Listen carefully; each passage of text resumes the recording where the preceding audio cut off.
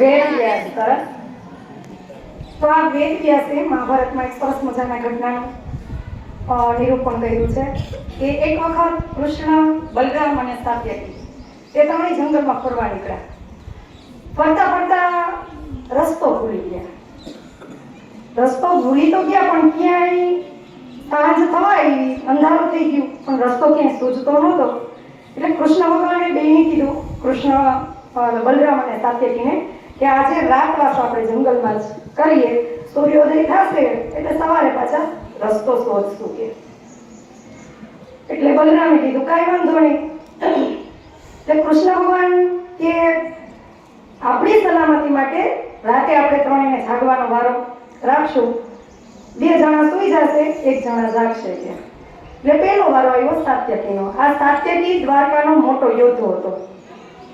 એટલે સૌ પ્રથમ વારો આવ્યો સાત્યકીનો. સાત્યકી સરસ મજાનો જાગતો હતો.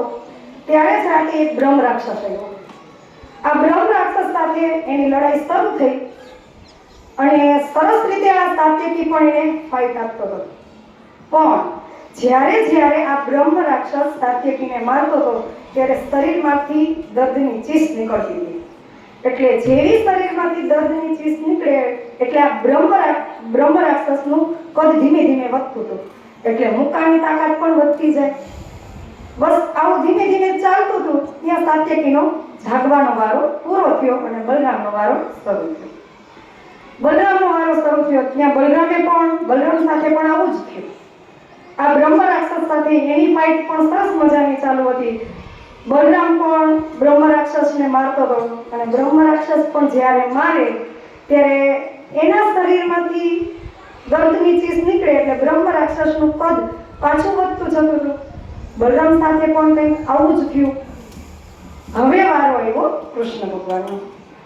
હવે કૃષ્ણ ભગવાનનો વારો આવ્યો એટલે કૃષ્ણ ભગવાને કંઈક નવી જ વ્યૂહરચના અપનાવી.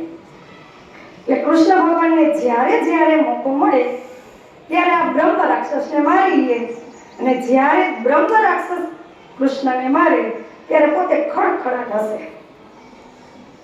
બસ આવી રીતે વારાફરતી થતું હતું. જ્યારે કૃષ્ણ ભગવાન ખડખડાટીની સામે હસતા હતા ત્યારે બ્રહ્મ રાક્ષસનું કદ નાનું થતું હતું. ધીમે ધીમે બ્રહ્મ રાક્ષસનું કદ સાવ પૂતળી જેવું થઈ ગયું અને અંતે કૃષ્ણ ભગવાને ગરદનમાંથી મરોડી અને એને મારી નાખ્યો.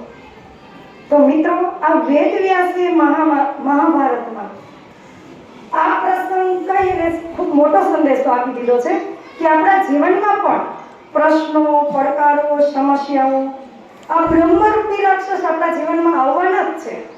જો આની સામે આપણે લડતા જ રહેશું તો ધીમે ધીમે એનું કદ વધતું જશે અને છેવટે આ બ્રહ્મરૂપી રાક્ષસ એટલે કે પ્રશ્નો, પડકારો, સમસ્યાઓ આપણા જીવનને ખલાસ કરી નાખશે.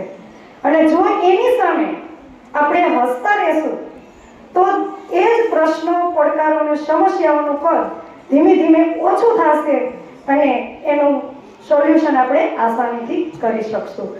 તો ટકવું અને ક્યાં અટકવું આનું જ નામ જીવન. Thank you.